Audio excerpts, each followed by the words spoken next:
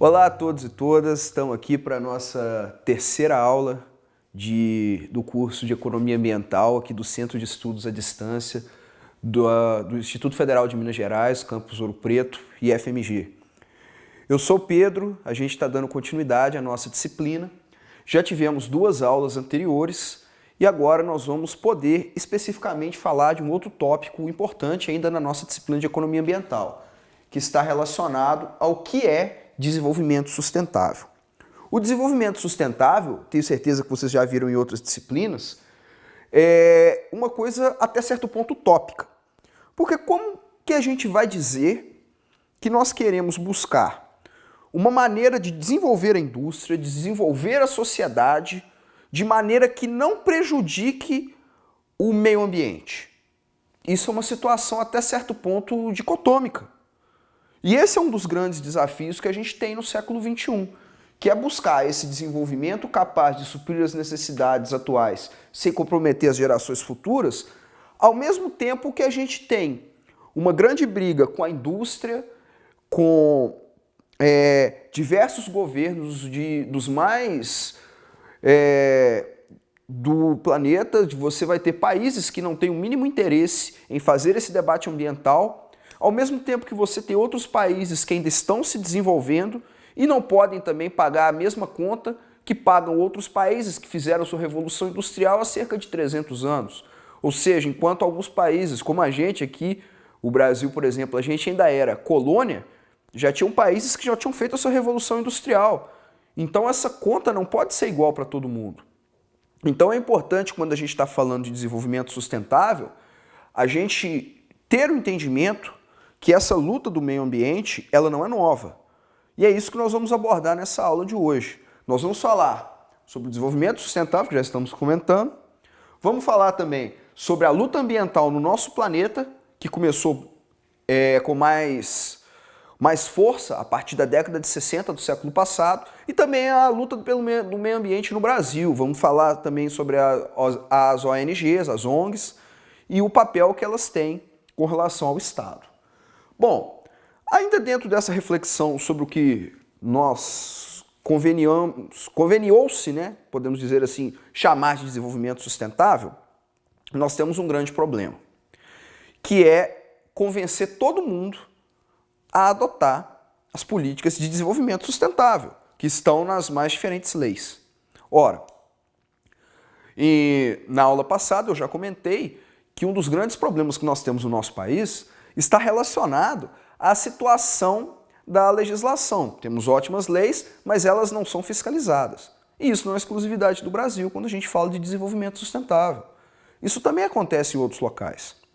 Então, toda essa busca para implementar legislações, atitudes diferentes, tanto de governo quanto dos empreendedores, dos empresários, estão sendo pauta de muita luta e de muita disputa até política, certo ponto política, ao longo dos últimos 60, 70 anos. Então, a nível mundial, a luta pelo desenvolvimento sustentável, a luta ambiental, a gente pode dizer que teve um marco inicial, que foi em 1962, com o lançamento do livro Silent Spring, ou Primavera Silenciosa, da Raquel Kaustein, inglesa. Foi um livro bem interessante porque ele abordou sobre o perigo do DDT, que era um agrotóxico muito usado na época, e como aquilo podia estar relacionado com a incidência de câncer.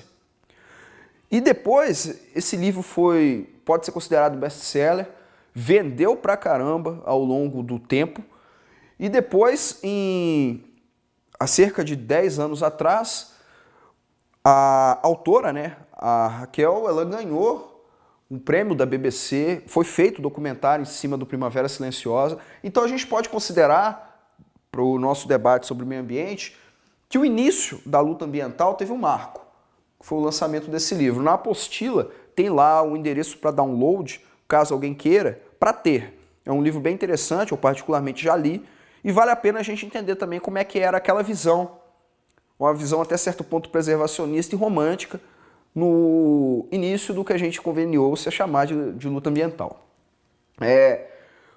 Do lançamento do Primavera Silenciosa, a gente tem que destacar um seguinte fator.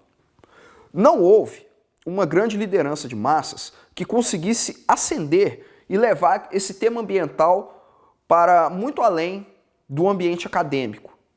Então, apesar do lançamento desse livro e do papel que a Raquel Calço teve, você não teve uma interrupção política que a gente possa dizer, a partir de agora, o debate verde se torna preponderante. Isso não aconteceu, infelizmente, mas isso não aconteceu. Isso também é um pouco reflexo da época, né? A segunda metade dos anos 60, principalmente, a gente tem a ascendência dos hippies, tem maio de 1968 na França, na Europa como um todo, os movimentos feministas, as ideias que depois no Brasil vieram também com os tropicalistas, etc. e tal. Mas você não tinha uma grande organização por trás de tudo isso. Então, apesar do debate avançado em muitas pautas que os hippies faziam, como, por exemplo, a questão da preservação ambiental, a questão da liberdade sexual, a questão dos direitos das mulheres, foram pautas que acabaram se perdendo, exatamente pela falta de organização, tanto no sentido político, quanto no sentido de participação, como se fosse um movimento sem liderança, tipo movimento pelo movimento, aquela onda assim, e que chega um ponto que ela arrebenta. Então, em termos de participação popular, na segunda metade dos anos 60 a gente pode destacar essas situações. Em 72, eu até fiz questão de destacar aqui, a gente tem a Conferência das Nações Unidas em Estocolmo. Essa aqui, de fato, já representa uma situação diferente do que se tinha, porque nunca havia tido até então algum tipo de reunião a nível mundial, né, a nível de planeta, para que fosse debater a situação do meio ambiente. O meio ambiente, de fato, só foi ser debatido e só foi ser colocado em pauta pela primeira vez oficialmente aqui. E haviam mais de 100 países e foi extremamente positivo. Obviamente a gente tinha situações anteriores, como por exemplo o Clube de Roma, mas a gente pode destacar aqui em 72 um dos primeiros grandes avanços com relação a esse debate do meio ambiente. E aí a gente vai ter um longo espaço de tempo, e na aula passada eu comentei sobre a questão da economia ambiental e da economia ecológica, e aí a gente pode destacar já lá nos anos 80, já no final, em 1987, o Protocolo de Montreal. No Protocolo de Montreal foi a primeira assinatura em termos de diversos países para a redução da emissão do CFC. É importante a gente lembrar, né, dos clorofluorcarbonos, que era uma das principais pautas da luta ambiental nos anos 80, por conta do buraco da camada de ozônio. E isso foi refletir aqui, nessa assinatura dos diversos países desse protocolo. Em 1989, na Basileia, na Suíça, a gente teve também um outro grande destaque da luta ambiental, que foi o controle do comércio de resíduos tóxicos. Por quê? Olha que situação, chega até certo ponto a ser irônica. Era muito comum os países ricos mandarem para os países pobres os seus lixos tóxicos, os restos que não tinham utilidade, e vinham para os países menos desenvolvidos. E eles acabavam pagando a conta que não era deles, porque aquilo não foi produzido por eles. Então, somente quando tem a assinatura desse acordo na Basileia, é que cada país passa a ser, na prática, o responsável pela produção do seu próprio lixo. Cabe também a gente destacar, ainda nos anos 80, a ascendência dos verdes em termos, inclusive partidários em diversos países, com esse debate ambiental. Isso também nós vamos falar depois a nível de Brasil, mas a nível, a nível mundial, na Alemanha houve bastante destaque com a eleição de diversos parlamentares verdes ao longo dos anos 80. Bom, 1992 apresenta talvez o que tenha sido o mais importante evento em termos de meio ambiente, que foi a Eco 92 ou Rio 92.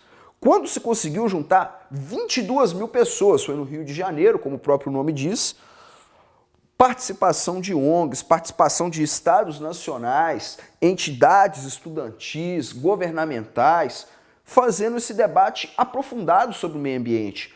E ali a gente conseguiu ter uma grande vitória, que foi a criação da Agenda 21 que hoje é obrigatória, que são políticas ambientais sendo implementadas a nível de país, a nível de município, e também o Fundo para o Meio Ambiente, que até então não tinha uma verba específica para a preservação ambiental. Isso foram vitórias importantíssimas, resultado de muita mobilização social, que culminou na Eco 92 ou Rio 92.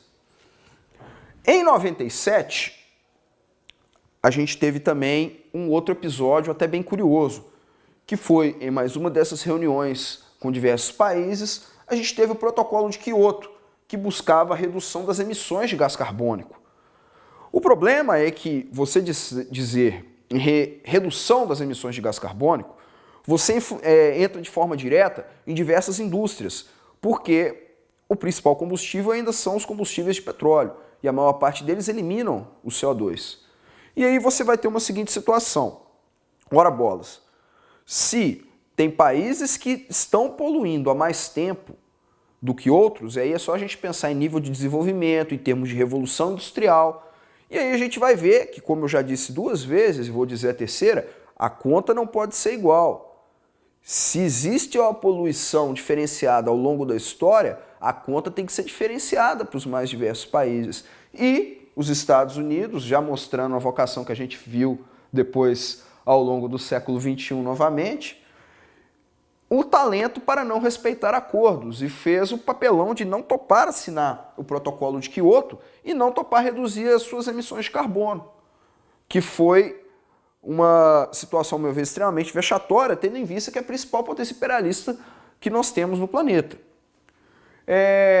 Depois de todo esse histórico que a gente tem, a gente também teve outras situações. A gente teve o encontro de Copenhague, a gente não pode deixar de esquecer outras reuniões a nível mundial que a gente teve, inclusive em 2005 e 2006 houveram também a Rio+20, né? A gente teve em 2012, isso acontecendo no Rio de Janeiro, com também bastante participação, e dessa vez a gente conseguiu ter uma maior participação, inclusive de estados nacionais, e, em contrapartida, outros também se retiraram do debate ou simplesmente não quiseram vir, como, por exemplo, os nossos vizinhos estadunidenses, não toparam participar desse debate. Então, quando a gente está pensando em desenvolvimento sustentável, a gente tem que pensar que existe toda uma luta ambiental na busca desse conceito, que utopicamente a gente já comentou, que é o desenvolvimento que a gente quer, de maneira que as gerações futuras estejam presentes. Bom, em termos de planeta, a gente pode resumir nesses grandes eventos aqui. Mas a gente também teve luta ambiental no Brasil. E é isso que nós vamos falar na nossa próxima aula, que hoje vai ser dividida, para a gente poder comentar um pouquinho de como se deu essa luta ambiental e busca de desenvolvimento sustentável a nível de Brasil. Muito obrigado.